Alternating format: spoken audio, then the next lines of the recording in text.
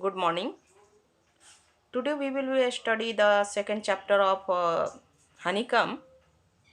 This chapter name is The Gift of Chappal. Before starting, I did distribute this chapter in a six part as a summary that we can understand easily. First point, Mirdu goes to Rukumini's house. Second, the kitten. Third, the crunch noise. Fourth, the beggar. Fifth, the gift. And sixth, Rukuman is the loving mother. Let's start. Mirdu goes to Rukmini's house. Mirdu is a young girl living with her grandmother Tapi and grandfather Tata in Chennai. Mirdu goes along with Tapi to her aunt Rukumani's place one afternoon. There she meets her cousin Lali, Ravi, and Meena.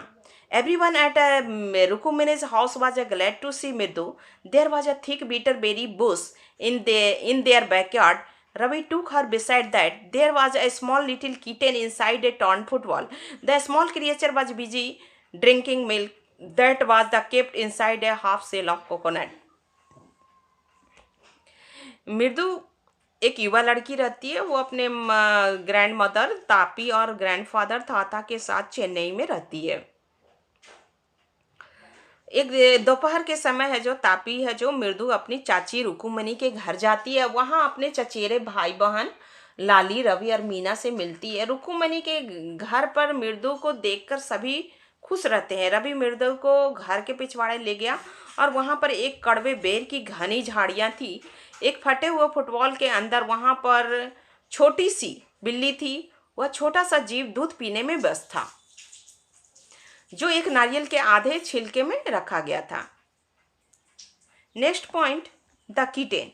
Meena inform Mridu that they have found the kitten outside their house in the morning of that day, but they must keep it as a secret, otherwise the grandmother will leave leave their house immediately. Ravi was upset that they were being taught to be kind towards animals, but when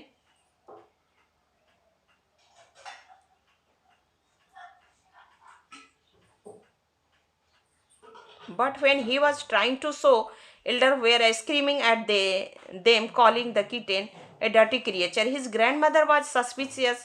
While he was taking out milk for the kitten from a kitchen, he had to drink more than half of milk to make her believe that it was for him.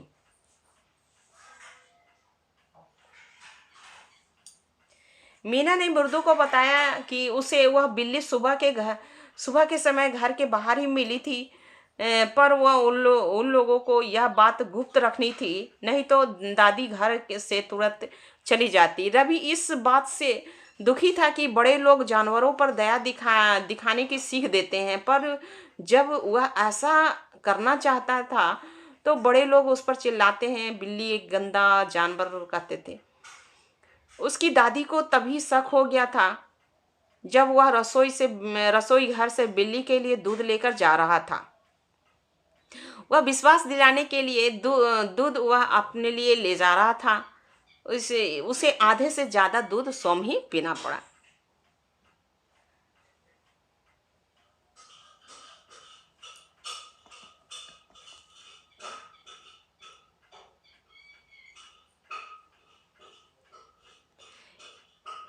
Next, he also told Mirdu that they have named the kitten as a Mirdu loved the name because it sounded real, unlike those cute ones you keep for the kitten. Ravi further added that its a complete name was Mahendra Verma Pallab Punnai and MP Punnai in short. He informed her he could make it from its fur that it was the fine breed cat, a close relative of a lion family, the one that a Pallab king used in their emblem. To this, Mirdu jingled his instigated Ravi to prove his knowledge about the history further. on his school trip to Mahabalipuram. He had seen a statue of lion and he firmly believes that it was the ancestor of that kitten. He proudly announced that his small kitten is a descendant of a Mahabalipuram Rishi cat. He reminded Mirdu of a cat being a worship in ancient Egypt. He believed it to be a descendant of a cat goddess Bastet. Bastet, Bastet होगा.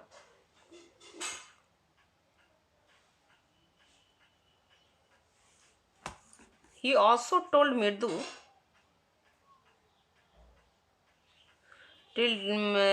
that they have a named the kitten as a Mirdu loved the name because it sounded real unlike those cute ones you keep for kitten.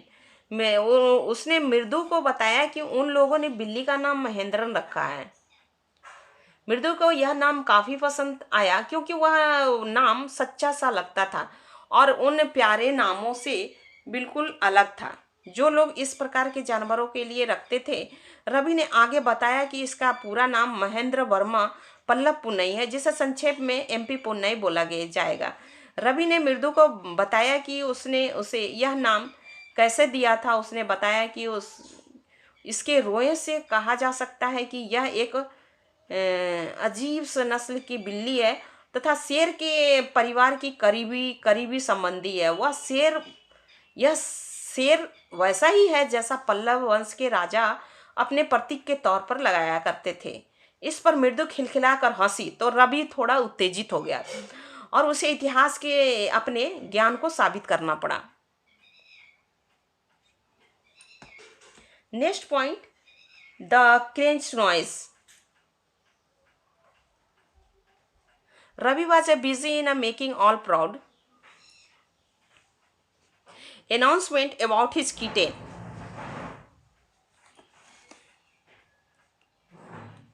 When a weird sound cringed, I come from a window. Mirdu was shocked while Mahendra was frightened. Mahendra jumped with a fear. One tried to read chili kept under the sun for drying with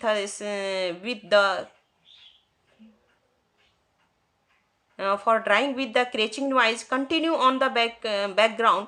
Mirdu inquired what it was. Ravi informed her that it was a Lali learning to play and violin. Mirdu peeped from the window and she found Lali was holding the violin in a awkward position, sitting a bit away from her music teacher who had his back toward the window.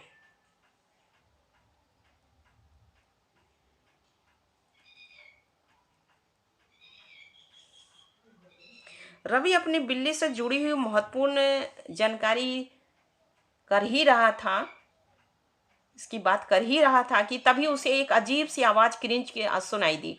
वह आवाज खिड़की की तरफ से आई थी. मृदु डर गई थी. महेंद्रन भी डर गया. डर की वजह से महेंद्रन जो किटेन थी वो उछल कर थाली पर चढ़ गया और जिसमें लाल मिर्च धूप में सूखने के लिए रखी गई थी. क्रिंच की आवाज ने जारी रहने पर मृदु ने पूछा कि यह क्या है. रवि ने उसे बताया कि लाली वायलिन बजाना सीख रही है और यह आवाज वहीं से आ रही है.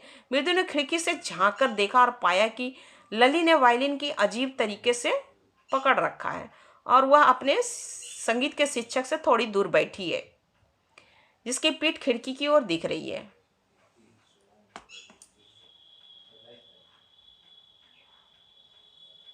The teacher was a vault with a fringe of wild back hair falling around his ear. There was a gold chain in a neck and a ring on this hand.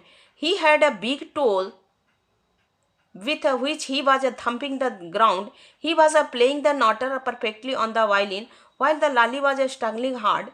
His tracks were filled with melody while Lali continued missing the noter.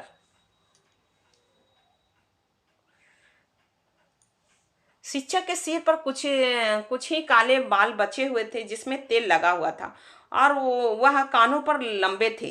गले में सोने का हार था, हार तथा हाथ की अंगुलियों में एक अंगूठी थी। उनके पाँव का अंगूठा बड़ा था, वे इसे जमीन पर धीरे धीरे पटक रहे थे। शिक्षक वायलिन पर बड़ी आसानी से धुन बजा रहे थे, जबकि लाली धुन बजाने में संघर्ष कर रही थी। शिक्षक के गाने मधुरता से भरे हुए थे। लाली हर बार धुन सही नहीं पा रही थी। अपने स्कूल की ओर से जब वह महाबलीपुरम की यात्रा पर गया था, तो उसने शेर की एक मूर्ति देखी थी और उसे पूरा यकीन था कि वही इस बिल्ली के पूर्वजों में से थी। उसने बड़े गर्व से यह घोषणा की कि उसकी यह बिल्ली महाबलीपुरम के ऋषि बिल्ली के वंशज है। उसके मृत्यु को यह बताया कि प्राचीन काल में मिस्र में बिल्ली की पूजा की जाती थी। उसे विश्वास था कि यह बिल्ली की देवी वास्टेड की वंशज है। Wasted, BASTED.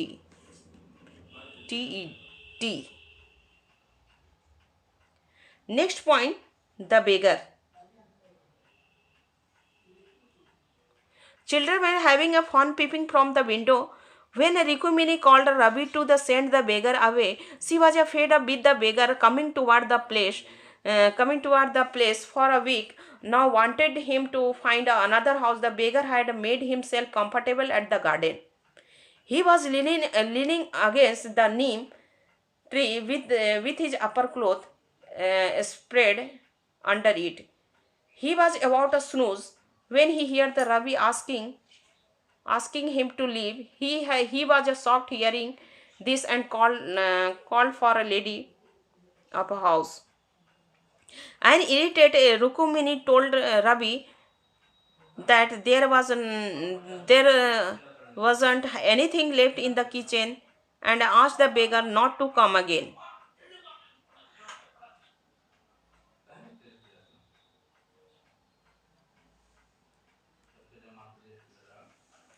बच्चे खिड़की से झांकते हुए मजा ले रहे थे। तभी माँ ने रवि को बुलाया और भिखारी को भगाने के लिए कहा। तब वह तंग आ गई थी। भिखारी हर सप्ताह उनके ही घर पर आज आता है और उसी वजह से वह चाहती थी कि भिखारी अब कोई भी और घर खोज ले। भिखारी बगीचे में जाकर आराम से बैठा था। वह नीम के पेड़ के सहारे बैठा हुआ था। उसमें अपने कपड़े को बिछा रखा था। वह झपकी लेने ही वाला था कि उसने रवि को उसे वहां से जाने को कहते हुए सुना। यह सुनकर वह आश्चर्य में पड़ गया था कि उसने उसी वक्त घर के मालकिन से मिलना चाहा। चिढ़ी हुई रुक्मिणी ने रवि से कहा कि रसोई घर में खाने के लिए कुछ भी नहीं है तथा भिखारी को यहाँ दोबारा कभी ना आने को कहा।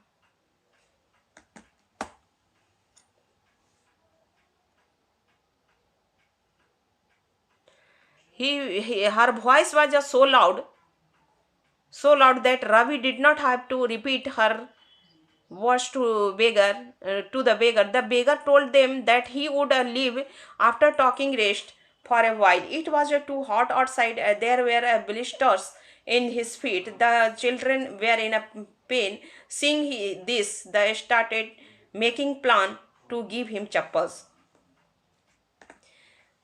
उनकी आवाज इतनी तेज थी कि रवि को वह शब्द भिखारी को बोलने की जरूरत नहीं पड़ी। भिखारी ने उन्हें बताया कि वह इस जगह पर थोड़ा आराम करके फिर वहां से चला जाएगा। बाहर बहुत तेज गर्मी है और उसके पैरों में फफोले हो जाएंगे। ये सब देखकर बच्चों को बहुत अफसोस हुआ और उन्होंने उसे एक जोड़ी चप्पल उपहार स्वरूप देने का निर्णय किया। Next point, the gift. Mridu remembered seeing a pair of old grey chappal while she had entered Ravi's house. She asked Ravi whom they belonged to. Ravi took the chappals and gave it to the beggar and asked him not to come again. The beggar went away wearing the chappal and blessing the children. It was the time for the music teacher to leave. He was looking for his chappal. He called a Lali and looked everywhere but did not find them. Lali informed Rikimani about it. Rikimani questioned the children if they had seen anyone picking up chappals. Rikimani was really angry and Mridu could not control anymore.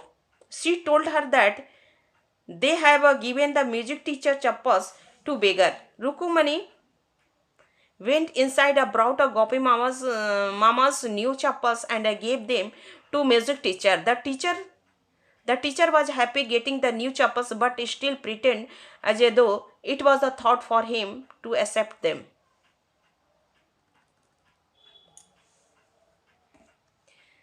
मृदु को ध्यान था कि जब वह रवि के घर पर आई थी तो उसे घर के बाहर भूरे रंग की एक जोड़ी चप्पल, पुरानी चप्पल दिखी थी। उसने रवि से पूछा कि चप्पल किसकी है। रवि ने चप्पल उठाकर उस भिखारी को दे दी और उसे दोबारा यहाँ पर ना आने को कहा। भिखारी चप्पल पहनकर वहां से उन बच्चों को आशीर्वाद देते हुए चला गया।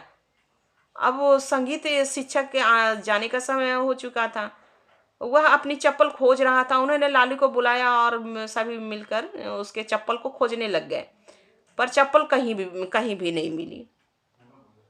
उसके चप्पल को खोजने में लग गए पर चप्पल कहीं भी नहीं मिली। लाली ने रुक्मिणी को बताया तो उन्होंने बच्चों से पूछा, क्या उन्होंने यहाँ से किसी को चप्पल उठाते देखा है? रुक्मिणी नाराज हो गई तो मृदु अब रुक नहीं पाई। उसने उन्हें बताया कि उन लोगों ने संगीत शिक्षक के चप्पल उस भिखारी को दे दी है। रुक्मिणी अंदर गई और वहां गोपू मामा के नई सी चप्पल लाकर संगीत शिक्षक को दे दी। संगीत शिक्षक चप्पल पाकर खुश हुए और उन्होंने उसे दिखावा किया मानो वह चीज उन्हें स्वीकार न थी। In the last point, Rukmini is the loving mother. The teacher called Ravi a monkey and an incarnation of a Lord Hanuman, which seemed clear the Rukumani did not lie. She wanted the teacher to leave immediately after he left. She called the children home and offered them some snacks. She thanked God that go to the office in a chappals but needed them after coming home immediately. She wondered what she will tell him, giving a hint that she will take the blame on herself.